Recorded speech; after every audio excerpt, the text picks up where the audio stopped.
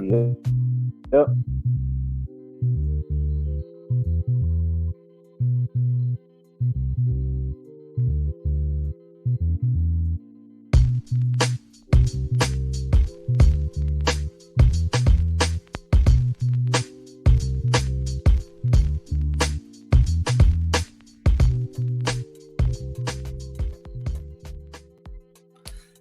Yo, what's going on, everyone? Welcome to another episode of Can I Kick It FC.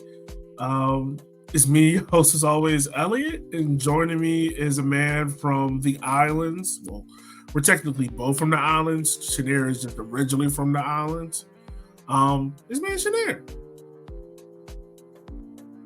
How you doing? I'm good, man. It always happens when I haven't recorded in a while that I always get caught up in the what intro I need to do, whether it's River City 93 or whether it's Can I Kick It or Walking 90, and all the intros are kind of the same because I haven't gotten to the point yet of making a new intro. So yeah, I almost went with the River City 93 intro. That was going to be awkward. Yeah, that would have been a little weird, especially if it's coming from people who are nowhere near Richmond. Yeah. Listening to this, and they'd be like, "Wait, what?" Yeah, for real. It does very much as a thing. And I look, it's been a while since we've done one of these, just because life. But we want y'all to know we are still dedicated to doing this podcast. Yeah. That we started in the middle of the pandemic. I think recently we just celebrated 3 years. Yeah. Well, not recently. On Juneteenth 2023, we celebrated 3 years. And it's kind of cool to see that the project we've been doing is still coming around. We're still talking about Black history and soccer, and also to see all these other podcasts and publications pop up is also kind of cool. Yeah, it's interesting because at first, before we started it, I don't think I noticed how much of a presence the Black community had in soccer, especially looking at the Black American community. I've always known, Caribbean Black folks, we love soccer. Africans love soccer. But Black Americans, it's just been one of those things that where the fan base is hidden. The fan base is there, but it's hidden. And I think being able to do Can I Kick It has really opened my eyes to how many more people than just me or just the few Black people that I know who are into soccer, that it's more than just them, that it's more than just us. And I'm loving it. I'm love finding out about little niches of Black supporters groups and just soccer fans that are. It's like I don't have to say, all right, well, I'm just gonna have to find the Caribbean and African people and talk to them about soccer. Yeah, no, that is dope. Like you do have different aspects, and it's funny enough how like in Black soccer culture, like there has to be like a stereotypical Black fan. Like everyone thinks like the Black fan supports the same way, and that's not any way how it is. Like I think the most unique thing and thing that I love most about America is how different Black people in this country support soccer, whether it's in the West Coast, like they have their own style. South, they have their own style. Midwest has their own style. Up North has their own style. Like there's all these different styles of how to support. Where like, for instance, like in Atlanta, it's very much like trap music, beats, but you go up north, it's a more mix of like, it feels like New York. Like it feels gritty, it feels rough. Or if you go to like DC, it's kind of like that mix of like Mambo Sauce and Go-Go. Or you go out west, it's like that Cali flair. Or you go to Texas, it's a lot of like the chop and screw. Like it's different variations of styles. That's awesome. That's not even what we're supposed to be talking about. But Yeah, I guess this is a cool way for us to talk about who we are supposed to be talking about today. Is Mr. Shaka Hislop. For those who don't know, Shaka is one of the pundits of ESPN FC, and recently, back in July, he had a, how would you describe it? Like a slight medical mishap. Yeah, a very, I would say a very scary incident on live broadcast where he just collapsed in the middle of reporting live. I think it was at an AC Milan friendly at the Rose Bowl. Yeah. And I remember when I was watching it live, like I felt like my heart stopped when I saw him go down, and I just saw Tom just freaking out, just absolutely losing. Like I would say that's how you know whether someone is professional or not, because he tried to keep it together, but with the amount of time that they had been working together, you know they developed a friendship, and that most likely rattled him, seeing Shaka just go down like that. But yeah, I mean, it was scary, but he's okay.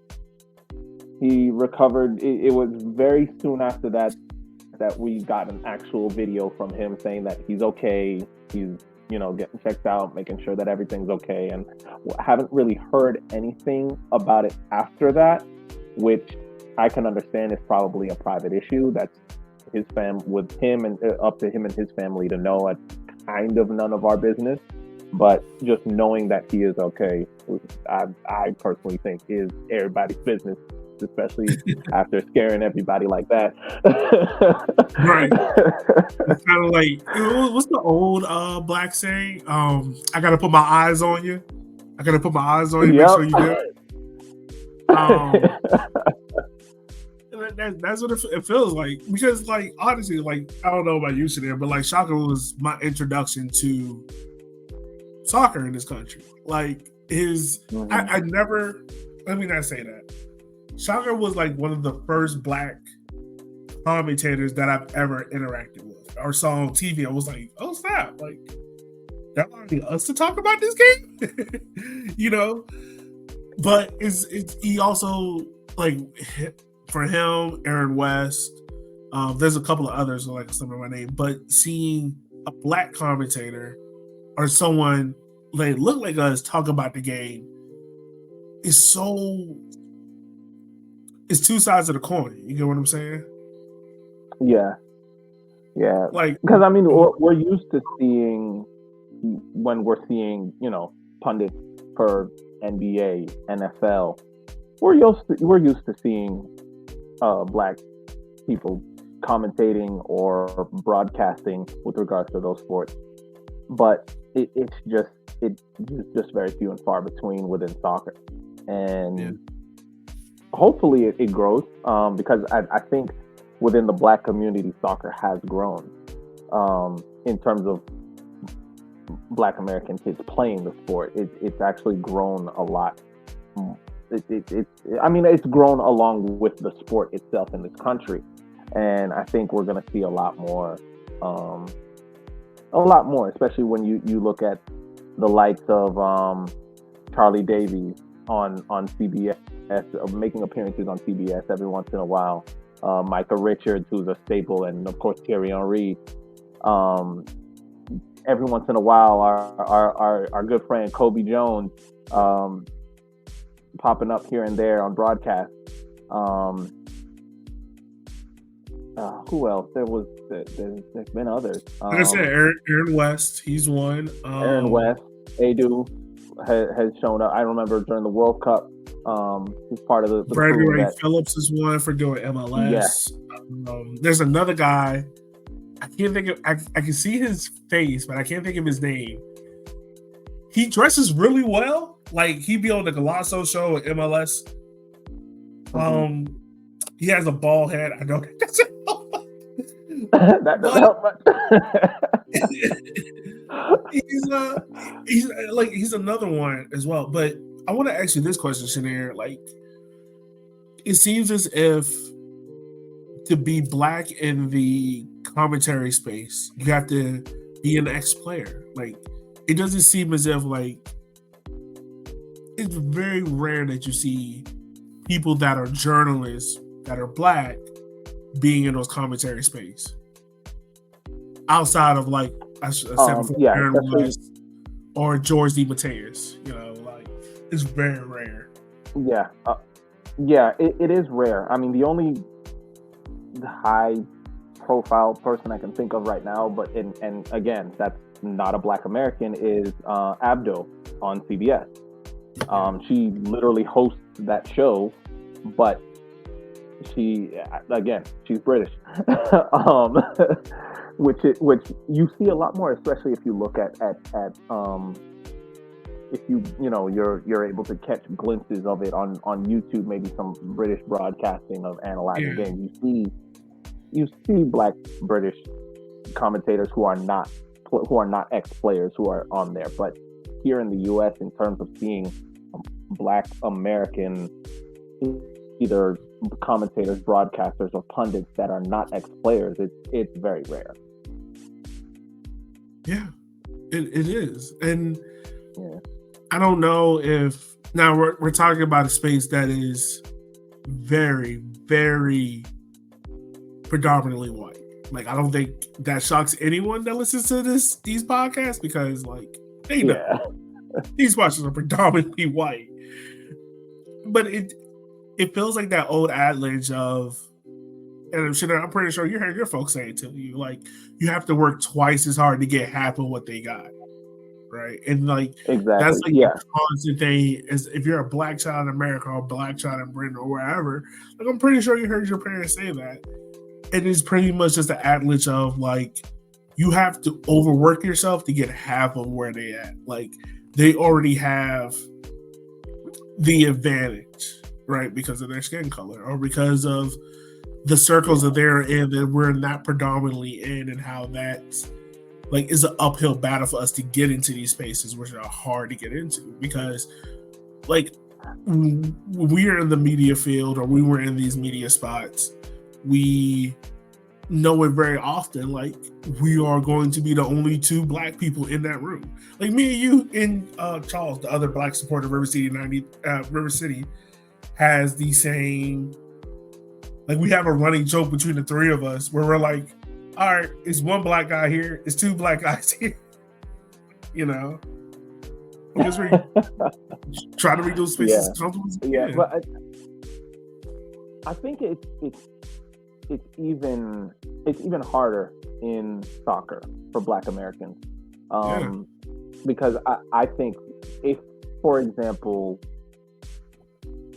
I was born and raised in, I don't know, West London or east side of Manchester or whatever, it would be very easy for me to, I wouldn't say it would be very easy, but it would be easier for me to get, even if I didn't play professionally, as a journalist, to be able to get a position for BBC or Sky Sports, because the culture of the country is soccer. So a majority of the people already know about the sport. So you're expected to already know a lot. So you already have certain credentials naturally just by being born and raised here. The problem is here in the United States, it's like, at least for our generation, and even for people that are slightly younger than us, the majority of people, the sports that were followed were basketball, football, baseball. And because of that, I mean, I remember growing up to the point where soccer even took a backseat to hockey. So, I mean, the NHL got more playtime on the evening news than the MLS did.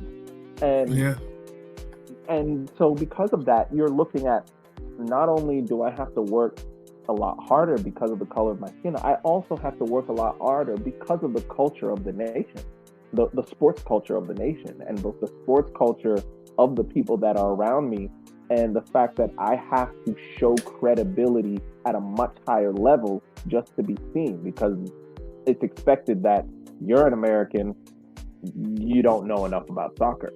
So on top of being Black, the fact that if you're an American, it's like, you're good luck finding any position in that realm when you have immigrants coming from England coming here into the U.S. to take those positions. And even that, like being black in those spaces, like we have to prove that we're even knowledgeable about the game. Like me and Shanae have both ran into where we're at soccer games and we have like, I think it was when we first started covering River City 93, doing River City 93. And Shanae, I'm pretty sure you remember. And we went to this press event, and the guy, we had to prove to this guy that like we actually cover the team because he couldn't fathom like there's two black guys covering soccer. And we're like, wait, are you players? Like, no, we cover the team. Like, I'm 5'9", 300 plus. Chenier is like 6'2", skinny as a twig. And the guy literally was like, hey, are y'all players? Like, no, we cover the team. Like, we're here to do our job. Like, but it just goes into that thing of where, like, the stereotypes in this whole area of media coverage in this country, or even getting access to the game, are starting to break down. Like 5 years ago, and we've always said it, like it felt like it was a black soccer boom.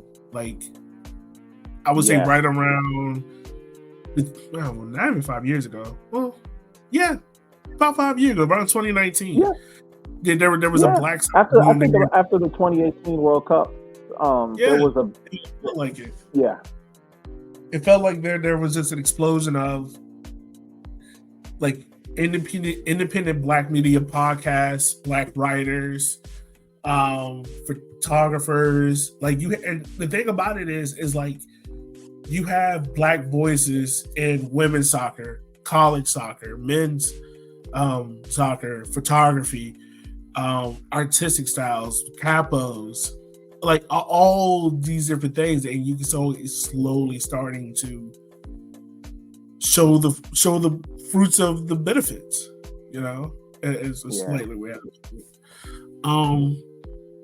The crazy thing is, this is not what we were supposed to be talking about, but it's just so happened that I think this is kind of like a cooler episode where we're like, you're seeing. I think me and Shanae are both seeing, in the 5 years since we've been doing this, like the black soccer boom is something that's on the horizon and is really going to take off. Yeah, and I don't think there's any turning back, because I think, and I always used to think when I was younger, I always wondered, why are there not more black people involved in soccer? Because the energy, the vibe that soccer has is so us.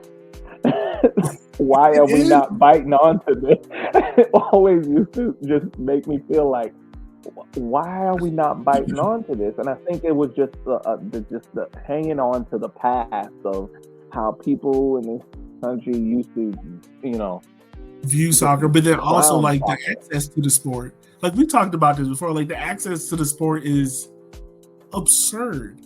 Like I think we're the only country that views soccer as if like if you pay out this amount, you get access to soccer, right? Whereas like outside of maybe for real, soccer is probably the most accessible sport in the world. Everywhere else, it is grassroots, everything. But like for someone who works in public schools, I can tell you, like soccer is like the bottom tier thing. Like it's football, basketball, baseball. Like it's those sports that kids want to go to and play first, because that's what they see people like them look like, and they don't see us in soccer. But also in terms of that, it's like the amount of money that goes into it, from getting kids access to it at an early age, to pay for play, to other things where for everyone in America is already difficult. Like another thing for instance, like getting your coaching badges, like that's a difficult thing to do here, because like to get like I think it's the A license, like you got to take a trip from here all the way, I think like Kansas City, and pay like 4 G's. They're talking about hotel room, food, taking all time from work. Like that alone is already crazy. But if you're African American, or if you're my fault, a Caribbean American, looking to get into the sport, it makes that ladder so much more harder now to go climb because you got to find like the access to it just isn't there in other areas. I hope that makes sense, but like it makes sense. Holding back soccer. Yeah, it makes sense. But one thing that I do realize is because of this big soccer boom, for those of you that are listening that are involved in youth coaching, this is the time to jump in because the soccer is growing so much right now that a lot of these MLS clubs, USL clubs, are trying to get into the inner cities. And the best way to get into the inner cities is make sure they have faces that look like the people they are trying to get into, they are trying to the talent pool that they're trying to tap into. I mean, I remember hearing about, and I don't know how far along they've gotten with it, but the futsal program here in the Richmond area, Futsal RVA, a while back, we're trying to get into inner cities, trying to find abandoned basketball courts that they could transform into street soccer courts. And so this is the time for us to put our faces in the coaching game in order to be the role models, to be that beacon on the hill for a lot of these kids who may think, oh, well, I live in the inner city, so I'm not going to be able to really get into that. That's a suburb sport, you know? And it's becoming less and less of that. You're seeing it in New York, you're seeing it in DC, you're seeing it in LA. A lot of these abandoned basketball courts are being turned into street soccer courts, and it's growing. And and we already know what New York did for the NBA for basketball, with basically New York being the mecca of street basketball. There is that possibility for soccer, and we see what it did for France. I mean, they won 2018 World Cup. A lot of that came from a lot of the players on that squad grew up playing street soccer. So, I mean, you're even seeing it now with the England squad. Like, a lot of those kids grew up playing street soccer. So who knows? Yeah. Like we said, we're at the boom of it. We're not in the end years of it. So this is the early stages of it. So for anyone listening to this podcast, if you want to help out, trust me, there is support out there. Get up with your local club. It doesn't have to be MLS. It could be USL. It could be NPSL. It can be NISA. Even like a local pub squad. You know, Put your face out there. Be supportive. Be helpful. Try to push the game in different communities. And you never know who will latch on and grow to. Because, to be honest with you, I'm surely one of those people. So I'm always down for helping people to fall in love with the sport. My saying is it's not my job to help you love the sport. It's my job to help create a lane for you to find your love for the sport. Yeah. You know? So that's my thing. I guess this is where we should probably stop here and stop before we carry on too much. But yeah, listeners, I know it's been a while since we've done an episode, but trust not, fear not. We're gonna be back. We finally settled down. Things have calmed down in our lives. I am almost done with grad school. Shanir is still out in the country. So for 10 cents a day. With the Wi-Fi connection. Like we always say. But man, Shanir, it's great to do one of these with you, man. I think this was a great episode to get back into because we were supposed to be talking about Shaka and what happened with the diagnosis and his career. But I think using Shaka as a vehicle to talk about the black soccer boom and everything connected to it, I think was awesome. Yeah. So, I mean, one thing I just want to talk about before we go into more so his history is that I know most people are not familiar with it, but he is not just Shaka Islop. His full name is Neil Shaka Islop. Oh, that's right. And the CM stands for Chaconian medal. Yeah. So as a citizen of Trinidad and Tobago, he has a Chaconia medal, which is the second highest state decoration in TNT. He, Does it sound like a war hero? I think this. No, it's basically has to do with promoting like national welfare and community spirit. So I think this goes with what he's done for the for how he's represented Trinidad for in soccer as Trinidad's goalkeeper for 7 years. Yeah. So even before I was about to end the episode, Shanir brings something more that now we know. The more you know.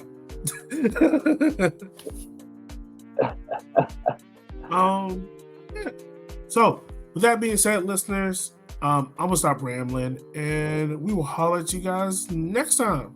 Be easy, be safe as always. Peace.